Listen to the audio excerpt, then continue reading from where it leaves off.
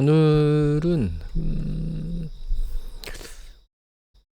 제가 경제 지표들을 두 번 연속 말씀드렸고, 신용 부분은 말씀을 안 드렸다고 했는데, 오늘은 이제 그 부분하고 앞에 봤던 경제 지표들 중에 중요한 거 뭐 이렇게 해서 종합적으로 현재 상황을 어떻게 봐야 되는 건지, 향후는 어떻게 판단을 해야 되는 건지에 대한 부분을 말씀을 드리겠습니다. 일단 뭐 주식시장은 큰 폭으로 쭉 빠졌다가 다시 반등하면서 강세 쪽으로 이미 다 들어선 상태입니다.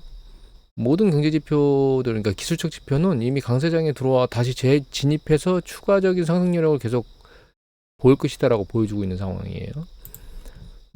요거는 CNN의 Fear and Greed 인덱스인데, 보시면 심리적 지표가 4월 이전에는 상당히 강도가 센 익스트림까지 근처까지 갔었거든요. 그런데 그 이후로는 이 강도가 지금 약간 낮아져 있는 상태이기 때문에, 얘가 폭이 이만큼 남았기 때문에 추세적으로 빠른 속도로 올라갈 수도 있다라고 생각할 수 있긴 하지만, 그 이전에 있었던 강도 수준까지는 일정 부분 올라왔기 때문에 상승 강도가 멈췄다가 재상승할지 아래로 꺾일지에 대한 판단이 내려질 수도 있는 상황이에요, 사실은. 이전에도 말씀드렸지만 최근 같은 경우에 패턴을 판단하기가 좀 쉽지가 않아요. 그리고 이거는 미국의 NAAM, 미국 전미 액티브 투자 매니저들 포지션인데, 포지션 이건 21일자거든요. 그러니까 이제 지난주 목요일인가요? 수요일인가요? 여하튼 그 시기에 액션이기 때문에, 그 뒤에 이제 급반등을 해서 조정이 이제 내려왔다가 다시 올라왔기 때문에, 흔들리면서 다시 올라왔기 때문에, 제 생각에는 아마도 이게 플러스로 일정 부분 더 늘어나지 않았을까 이런 생각을 하고 있고요. 이거는 이제 미국의 개인 투자자들 심리수인데, 이것도 22일자, 이게 주간 단위 나오는데 22일자 발표거든요. 이거는 매크로 마이크로 데이터입니다. 데이터 자체는 AAII 데이터인데, 그 데이터를 취합해서 보여준 곳이 매크로 마이크로예요, 지금. 여기 보시면 bulish가 과거 추세의 높은 에리어에 있잖아요. 그러니까 아직 투자 심리 강도는 약한 상황은 아니다. 그런 과정 중에서 일정 부분 살짝 조정이 내려왔다 다시 올라가는 그런 패턴입니다. 그리고 여기 보시면 이제 포지션 조정률도 사실 이거를 놓고 보면, 심리수로 놓고 보면, 이전 이제 2023년도 10월 달까지도 내려왔었는데, 그 자체의 주식 조정 강도는 2023년도 10월 달까지 내려오진 않았어요. 그죠? 그래서 투자 심리는 아직 강한 상태를 일정 부분 유지하고 있는 상황입니다. 그리고 요게 미국의 개인 투자자들 투자 포지션인 거거든요. 그런데 이게 7월 24일자 최종이기 때문에 이게 한 달 늦은 거잖아요. 그래서 이걸 보기는 좀 애매모호하긴 하지만, 그럼에도 불구하고 이 주식 투자 포지션이 높은 영역에 있는 상황입니다, 현재. 이제 경제 지표들을 좀 볼 건데요.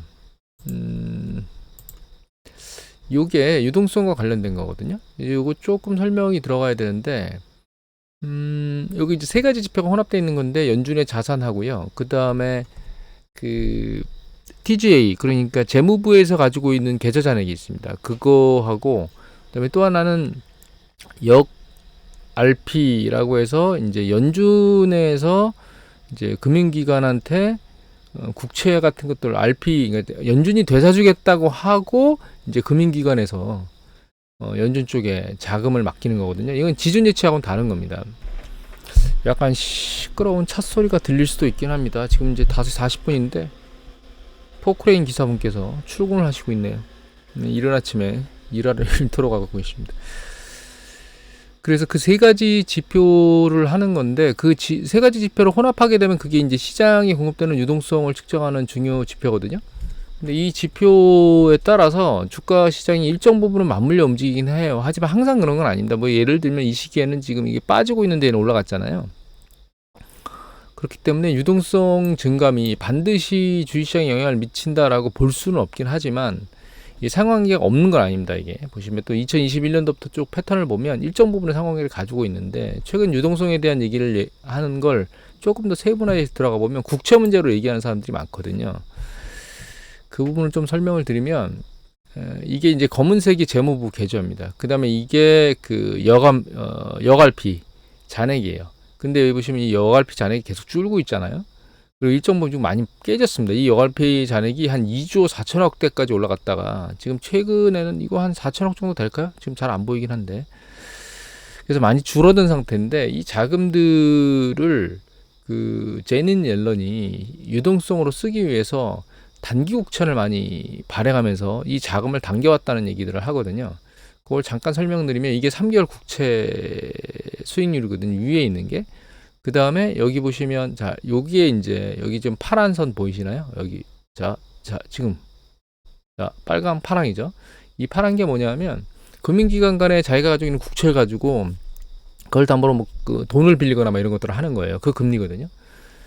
그리고 요게 그 여갈피 쪽에 집어넣어 두면 주는 예금 이자율이다. 뭐 이렇게 생각하시면 될 것 같아요. 그 다음에 이게 지준 예치금 주면 그러니까 은행에서 지준 예치금을 넣잖아요. 중앙은행에. 그러면 주는 이자율이거든요. 근데 지준 예치금 이자율이 여기 보면 여갈피보다는 살짝 높아요. 지준 예치금이. 여갈피가 뭐냐면 쉽게 말씀드리면 그 지급준비금을 은행에, 그러니까 그 중앙은행이 예치하는 것들은 수신을 받는 금융기관들이잖아요. 그런데 수신을 받지 않는 금융기관들, 뭐 예를 들면 여러분들 쉽게 인지하는 건 뭐 MMF 같은 것들, 그거는 뭐 수신을 받는 게 아니기 때문에 투자금을 받는 거죠. 그런 쪽에 있는 사람들이 자금을 운용할 수 없을 때, 운용할 데가 없다, 뭐 이럴 때, 그 연준에서 야, 내가 여갈피 할 테니까 나한테 돈 좀 맡길래? 이렇게 하면 자금을 예치하는 곳이 여갈피 쪽이에요. 물론 이게 이제 시중의 자금 유동성을 조절하기 위해서 연준이 쓰기도 하지만 만약에 이게 금리가 상대적으로 좋지 않다면 이쪽에 굳이 들어올 필요가 없잖아요. 그런데 요거보다 살짝 좋은 패턴으로 3개월 국채 수익률을 올려서 발행을 하게 되면 굳이 여갈피 쪽으로 자금을 들고 있던 걸 국채를 사면 되는 거죠. 수익률이 좀 더 높으니까. 그런 관점에서 제닛 옐런이 대규모로 단기채를 발행하고 그 단기채 발행이 여기 있는 그 여갈피 자금들을 국채 시장으로 당겨갔고 그렇게 자금을 당겨가면 결과적으로 이 TGA 계좌에 들어오게 돼 있거든요. 그러니까 이 TGA 계좌에 세금을 거두면 일로 들어오고 그다음에 국채 발행하게 되면 그 발행 국채 잔액 금액들이 있겠죠. 일로 들어오는 겁니다. 이게 이제 결과적으로는 이제 재무부에서 자금을 쓰게 되겠죠.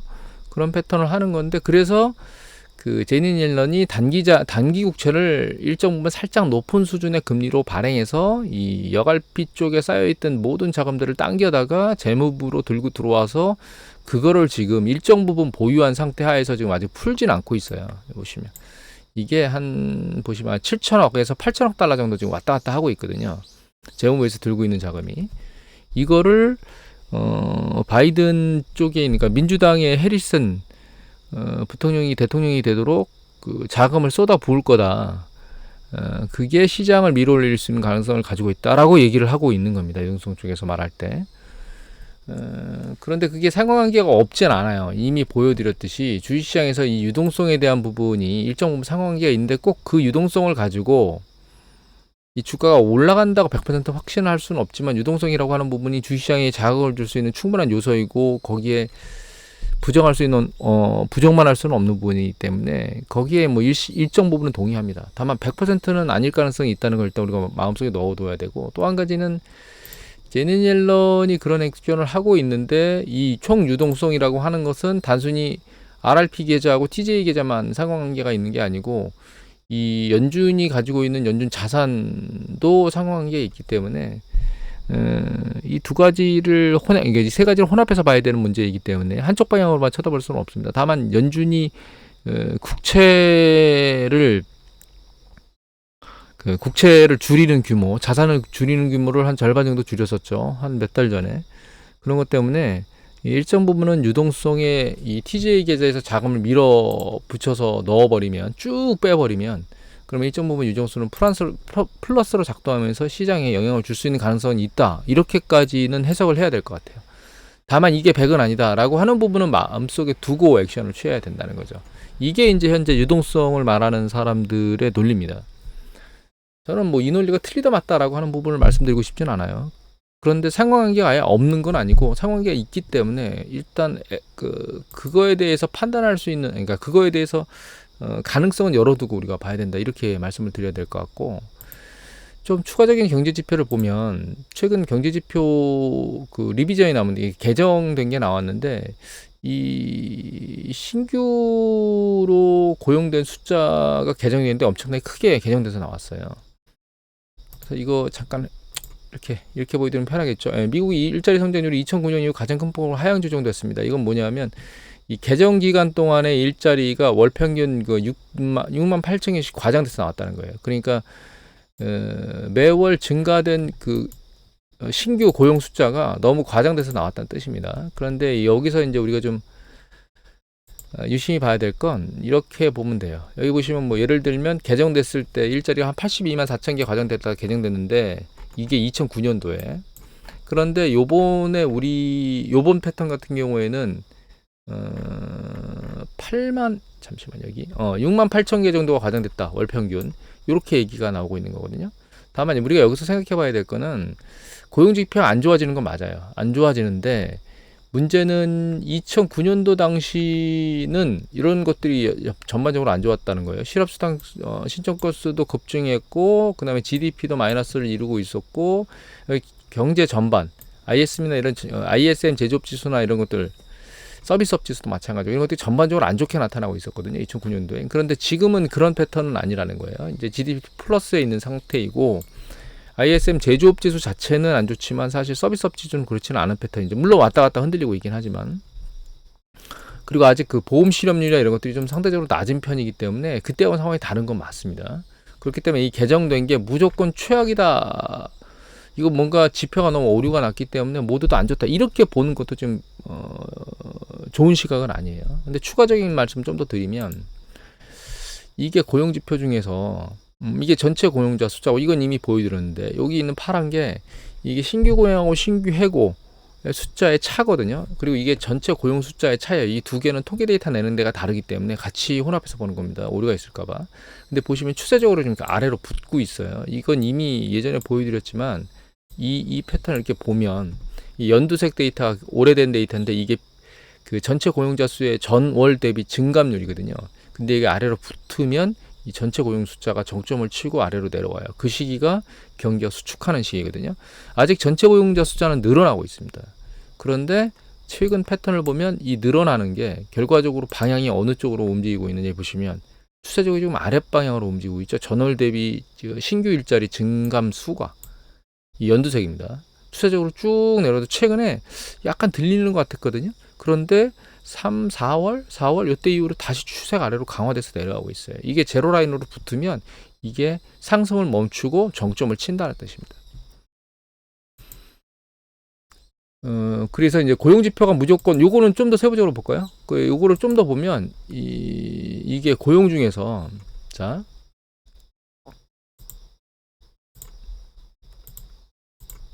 이 전체 고용자 수가 계속 늘어나는 거죠. 근데 이게 여러 가지가 있는데 이 중에 뭐 예를 들면 광공업이나 광업이나 요거 같은 경우는 숫자가 너무 적죠. 이게 키케야 그 100만이니까 단위가 맥스가 이거 90만이잖아요. 지금 이게 여기 보면 건설 있죠.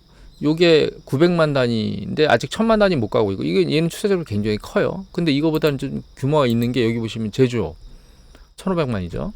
그 다음에 여기 보면 그 소매 그죠? 1500, 600 뭐 이 정도 되죠.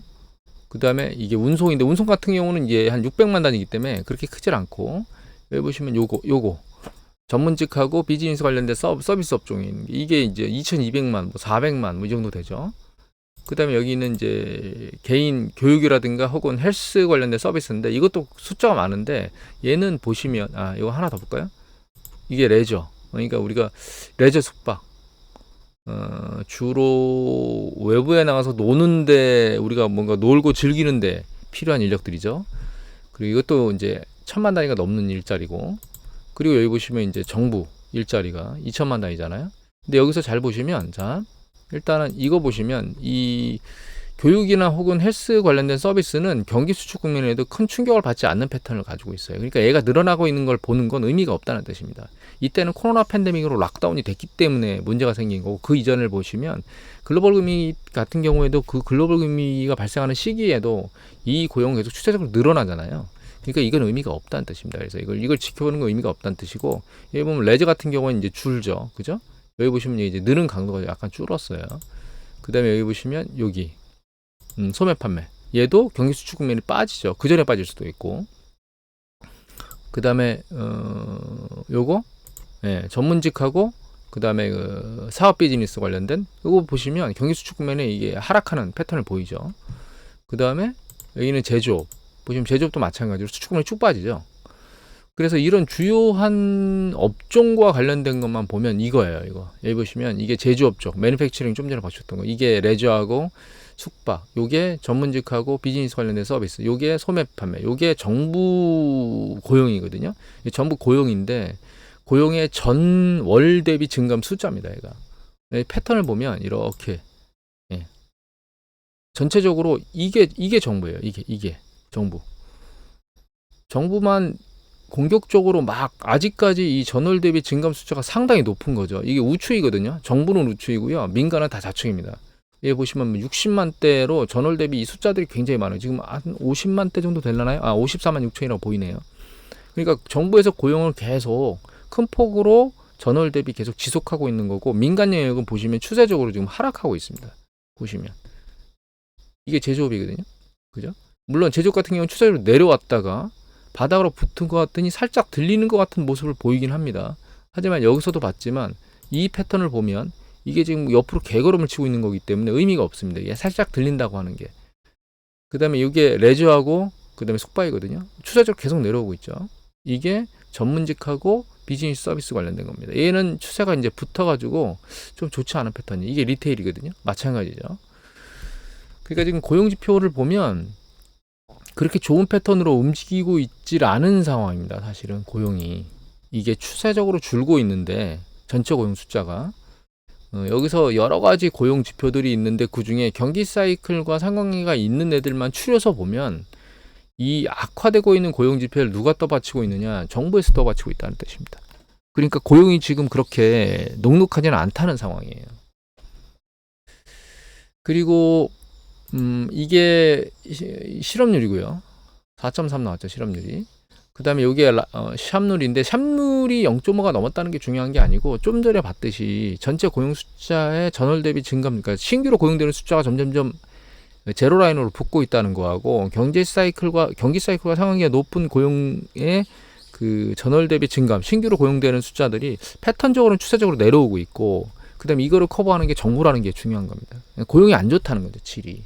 그리고 여기 보면 신규 실업사단 청구 건수가 올라왔다가 다시 내렸는데 추세적으로 다시 올라오고 있잖아요. 그러니까 이 신규 실업사단 청구 건수나 뭐 이렇게 혼재된 것들을 막 보고 있으면 이게 지금 고용 지표가 어떻게 돌아가는지 잘 안 보이는데, 조금 전 보여드렸던 것처럼 고용 부분이 악화되고 있는 악화되기보다, 그러니까 이게 강도가 줄고 있는 민간 부분을 그 정부 부분이 커버하고 있다는 겁니다, 고용을. 요건 우리가 유심히 생각을 좀 해봐야 될 문제 중에 하나예요, 사실은. 그리고 이거는 이제 풀타임과 파트타이머와 관련된 거 이미 보여드렸는데, 이게 이제 파란 게 풀타임 숫자입니다, 얘는. 그 다음에 잠시만요. 죄송합니다. 이게 풀타임 숫자예요. 그 다음에 이게 파트타임 숫자입니다, 얘가. 그래서 풀타임 숫자가 여기서 정점을 치고 살짝 아래로 내려왔다가 다시 들리는 걸 보이고, 파트타임 같은 게 여기서 정점을 치고 살짝 내려왔거든요. 이게 전년 동기 대비 증감률입니다, 얘가. 풀타임은 마이너스 영역대에 있습니다. 이 제로 라인이 마이너스거든요. 아직 전년 동기 대비 늘지는 않았어요. 다만 이제 좋은 거는 내려오다가 올라갔다는 거죠.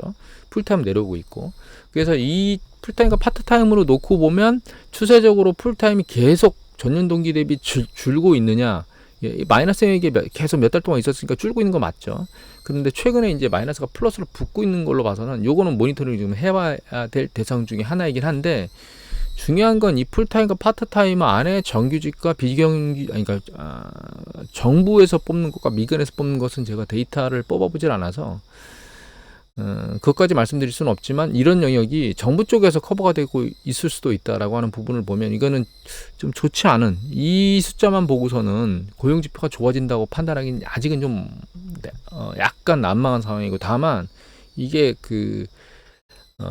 전체 노동자의 시간의 전년 동기 대비 증감률이거든요. 얘가 바닥으로 내려오다가 들리고 있다는 건 긍정적이에요, 고용지표에. 그러니까 고용 지표도 일정 부분 고용을 쳐다보기 위해서 보는 지표는 혼재돼서 움직이고 있다라고 하는 것도 우리가 생각을 좀 해봐야 됩니다. 그리고 이걸 보면 이거는 이게 가처분 소득 전월 대비 증감률이거든요. 보시면 추세적으로 내려오다가 살짝 들렸죠. 근데 이게 전년 동기 대비 증감률이에요. 뭐의 전년 동기 대비 증감률이나 실질 소매 판매의 전년 동기 대비 증감률입니다. 여기서 소매 판매라는 건 소매 판매 플러스 우리가 식당에서 레스토랑이나 술집에서 먹는 거 같이 포함한 거예요. 그러니까 이게 약세 쪽에서 움직이고 있는 건 맞는 거죠. 전년 동기 대비 마이너스 영역에 있으니까 이 제로 라인입니다. 이 검은 게. 하지만 그 강도는 약간 줄어들고 있는 거고, 다만 이거는 서베이 쪽이 서베이로 뽑아내는 데이터고, 실제 PCE 데이터가 좀 더 광범위한 데이터를 뽑아내는 거거든요. 근데 이 PCE 중에서 제품과 관련된 것들이 경기 사이클에 민감해요. 특히 내구재가. 그래서 내구재만 뽑아본 건데, 이 내구재의 전년 동기 대비 증감률은 아직은 일정 부분 탄탄한 상황이 있기 때문에 소비 영역에서는 아직 부정적인 시그널 쪽으로 전환돼 있는 건 아닙니다. 물론 봤듯이 실질 소매 판매가 마이너스 영역대에 있기 때문에 좋은 건 아니지만 PC로 좀 확대되거나 좀 더 넓은 영역으로 놓고 오면 아직까지는 잘 버티고 있는 영역이거든요. 다만 이거를 제가 고용지표하고 혼합해서 보여드리는 이유는 고용이 좋지 않은 상황엔 소득이 문제가 생길 거잖아요. 그러면 그게 이 개인 소비 지출에 영향을 미칠 수밖에 없기 때문에 보여드리는 거거든요. 그리고 또 이걸 보여드리면 이거는 연체인데, 연체가 일어나는 패턴을 보면 이거 가계 연체입니다. 이 크레딧 카드 연체가 높죠. 그죠? 추세적으로 이게 상당히 높이 빠른 속도로 올라오고 있고, 그다음에 요 밑에 보는 게 이게 기타. 여기 보는 게 이게 오토런이거든요. 오토런도 추세적으로 올라오고 있습니다. 근데 이렇게 보면 별 문제가 없을 것처럼 보이긴 해요. 그러니까 모기지 관련된 쪽은 아예 지금 연체율이 그렇게 높지 않은 상황이고, 크레딧 카드나 오토런 쪽, 이런 쪽이 모기지 대출이 높은 편인데, 여기 보시면 이게 여러 가지가 있는데, 이게 뭐냐 하면 90일 이상 악성 연체로 넘어가는 비율이에요. 그 비율이 이전보다는 상당히 낮아요. 글로벌 금리 때보다 상당히 낮은 수준이거든요. 이거 나이대별로 나오는 겁니다. 낮은 수준인데, 이걸로 보면 오토런으로 볼까요? 오토런 영역만 보는 거죠. 오토런 영역으로 보면 이 나이대별로 악성 연체로 넘어가는 비중이 보시면 높아요. 이 높은 수준이 이 글로벌 금리까지 치솟지는 않았지만 그 밑에 한 8부, 7부 능선까지 지금 올라와 있는 상황이거든요. 전 영역이 다 그렇습니다. 전체 나이대가. 그 다음에 밑에 보면 요거는 크레딧 카드거든요. 크레딧 카드도 역시 마찬가지예요. 이 위에서 보면 모든 대출에 대한 악성 연체로 넘어가는 수준은 낮은 수준이지만 오토런하고 그 다음에 크레딧 카드는 나쁜 상황에 있는 거거든요. 하나 더 보여드리면 요거보다는 요걸 먼저 보여드릴 것 같아요. 요걸 보여드리면 요게 여러 가지 금리를 나타내는 건데, 지금은 점선금리만 보십시오. 여기 있는 검은색 점선이 이게 신용카드 대출 이자율이에요. 이게 지금 표시는 안 되는데 여기 지금 잘 안 잡혀서 정확하게 이게 20% 좀 넘어요. 21인가 그 정도 됩니다. 그 다음에 어디 갔나? 요겁니다. 요게 크레딧 카드.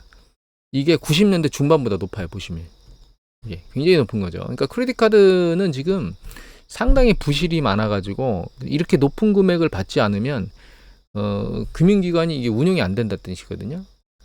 그 다음에 요게 오토런입니다. 오토런도 상당히 높아요. 2000년대 초반대, 초중반대까지 올라와 있는 상황입니다.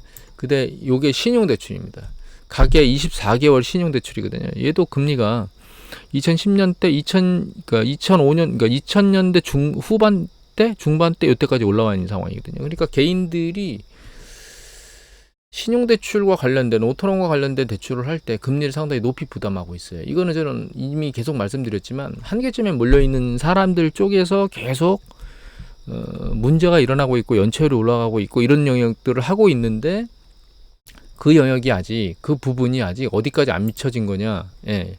가계소비지출 영역까지는 안 발생한 거예요. 버티고 있는 거죠. 일정 부분 영역에서. 하지만 예전에 기사 중에 월마트 매출이 급격히 늘어나는데 그 월마트의 매출이 급격히 늘어난 이유가 이제 윗단에서 소비를 하던 사람들이 물가 때문에 못 견뎌서 밑단인 월마트 쪽으로 많이 소비를 늘렸다라고 하는 기사 보도가 있었거든요. 그러니까 좀 살기가 빡빡해지는 사람들이 점진적으로 늘어나고 있다는 뜻이죠. 그게 왜 그렇게 해석해야 된다고 보냐면 이것 때문에 그렇습니다. 여기 전 영역에서 전부 다 특정 뭐 크레딧 카드라든가 혹은 뭐 오토론 쪽이라든가 오토론 뭐 이런 쪽에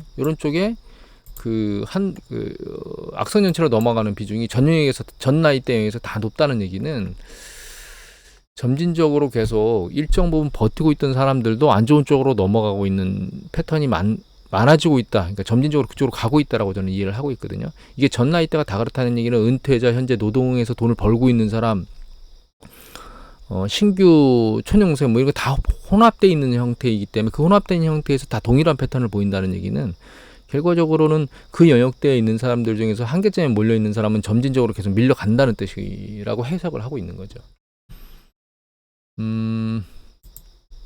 그리고 그러면 이제 부정적인 여건만 있는 거냐? 이걸 보시면 요거 같은 경우 뭐냐면 이게 소비자 대출 연체율, 요게 크레딧 카드 연체율인데 다 높잖아요. 그런데 여기 보시면 이 요 파란 게 뭐냐면 요 파란색하고 보라색 요게 뭐냐면 그러니까 큰 은행 그다음에 그러니까 대형 은행하고 미국의 상업은행 중에서 대형 상업은행하고 전체 상업은행 전부 다 소비자 대출에 대해서 너 뭔가 대출해줄 의지가 있니? 라고 묻는 거예요, 이게. 그런데 그 이전에 이 의지가 밑단에 있다는 얘기는 그렇게 높지 않은 거거든요. 이제 제로를 넘고 윗단으로 올라왔습니다, 지금 현재. 요 윗단으로 올라왔다는 얘기는 의지가 약한 거보다 긍정적인 쪽으로 바뀌는 패턴으로 넘어온 숫자가 많다는 뜻이거든요. 그러니까 소비자 대출 좀 더 해주겠다는 의향으로 넘어갔다는 거예요. 은행 전체에 대해서 심리를 놓고 보면. 그런 쪽으로 넘어오는 숫자들이 이제 늘고 있다는 거죠. 그 얘기는 여기에서 금리가 높아서 악성 상황이긴 하지만 예를 들면 여신에 대해 그러니까 그 신용을 좀 조회해 봤더니 이 가계 신용은 현재까지 괜찮네 이러면 대출을 좀 해주겠다 이런 의도로 바뀌고 있다는 거죠. 이런 것들을 보면 한동안 더 길게 버틸 수 있는 여력이 생기는 거죠. 대출을 좀 더 해주겠다고 하니까. 하지만 뭐 이거 대출을 할 때도 심사를 봐서 대출 상황이 상당히 안 좋아서 연체율이 높거나 이러면 아마 그런 사람들한테는 대출을 진행하지는 않을 겁니다. 아마. 그래서 이게 복합적으로 움직이는 부분이기 때문에 여러분들이 혼재되는 이런 경제 지표들을 보고 판단하기가 쉽지가 않습니다. 사실은 향후를. 나중에 최종적으로 말씀드릴게요. 그리고 이거는 뭐냐면 야드니 리서치에 나오는 데이터인데요. 이 시티그룹의 이코노믹 서프라이즈라고 하는 데이터가 있거든요. 이게 뭐냐면 그러니까 경제 지표가 나왔는데 예측치, 전망치 이런 것들이 나오잖아요. 근데 그 전망치보다 좋게 나오는 패턴이 많으면 이 제로 라인 위에서 놀고 있는 거예요. 근데 이게 밑으로 내려왔다는 얘기는 뭐냐면 경제 지표, 여러 가지 경제 지표의 예측치보다 안 좋은 쪽으로 계속 나오는 숫자가 많아지면 이게 밑으로 내려옵니다. 그러니까 지금 미국은 예측 전망치보다 경제 지표들이 안 좋은 쪽으로 나오는 애들이 많다는 뜻인 거거든요. 이것도 유럽도 마찬가지입니다. 유로존도. 그래서 현재 글로벌 경제는 뭐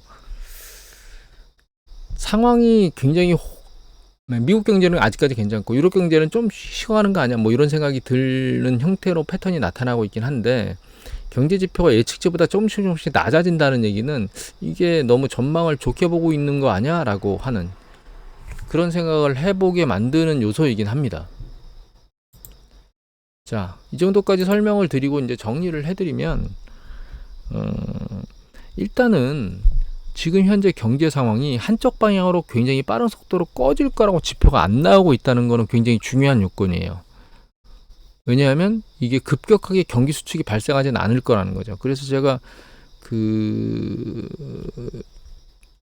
교육생들한테 말씀드렸던 건 너무 조급하게 생각하지 말라라고 말씀드린 적이 있습니다. 이게 한쪽 방향으로 굉장히 빠른 속도로 빠질 것이다 이렇게 생각할 필요는 없는 거고 그렇다고 해서 한쪽 방향으로 계속 좋은 쪽으로만 올라갈 것이다 라고 생각할 이유도 없는 상황입니다. 현재로서는.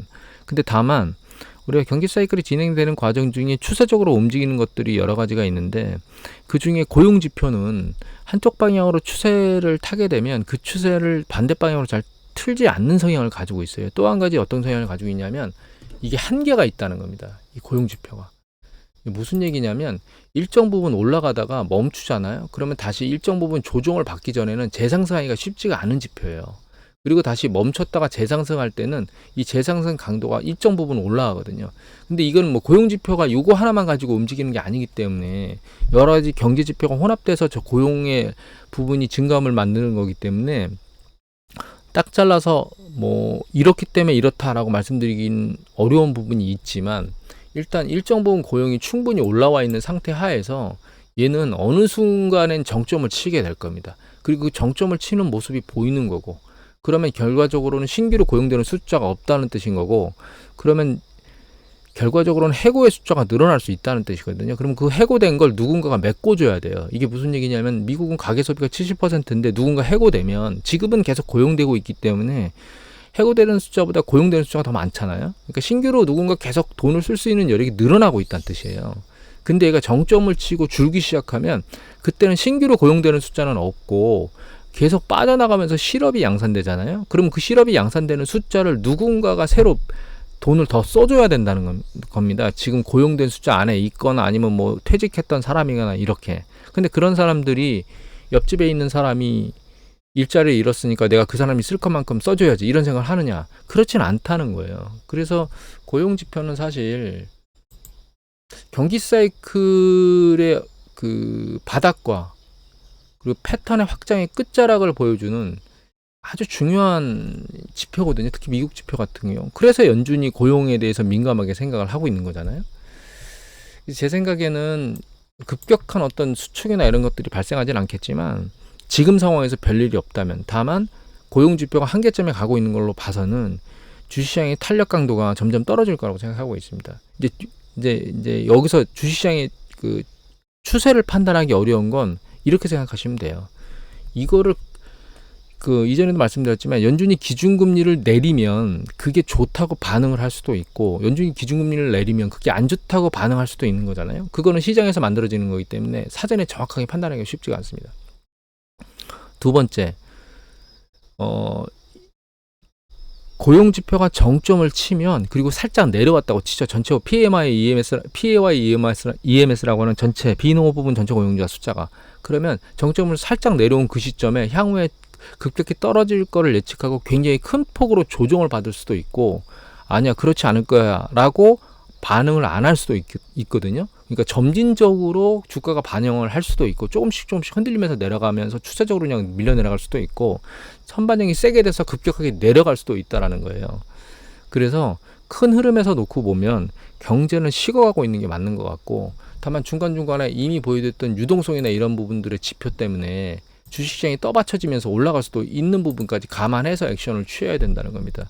뭐 11월까지 가면서 민주당이 다시 정권을 쟁취하기 위해서 막 자금을 막 제니넬레이 때려대면 유동성이 늘어나면서 주식이 다시 반등해서 올라가는 강도가 세질 수도 있고, 뭐 이런 것들이 다 감안해서 액션을 취해야 된다는 걸 말씀드려야 된다는 거죠. 다만 추세적으로 크게 보면 고용지표라고 하는 아주 중요 지표를 놓고 보면 식어가는 게 맞는 것 같고, 일정 부분 조정되면서 식는 과정을 거치게 될 거다라는 생각을 하고 있다는 겁니다. 저는 얘가 어느 순간에 이제 식어갈 거라는 거죠. 얘가 일정 부분은 이 지표가 식는, 노동시장이 일정 부분 식는 과정을 거치고 난 다음에 다시 재사이클이 이루어질 거고, 그 재사이클이 이루어지는 그 시점이 돼서야 장기적으로 주식시장이 계속, 그러니까 경기 확장면이 계속 유지되는 이런 패턴을 보일 거라고 이해를 하고 있습니다.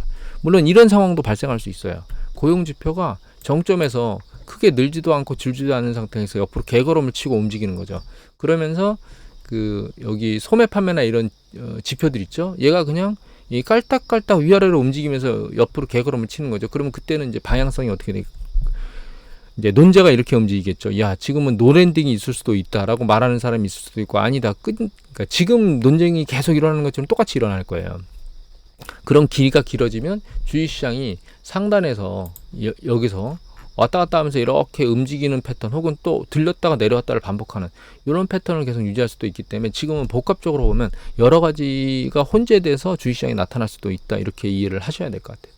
제가 여기서 여러분들한테 방향성이 어떻게 될 거예요, 유동성이 얼마니까 최근 3개월 동안에는 주식시장이 올라갈 수 있어요, 뭐 이렇게 말씀드리지 않는 이유는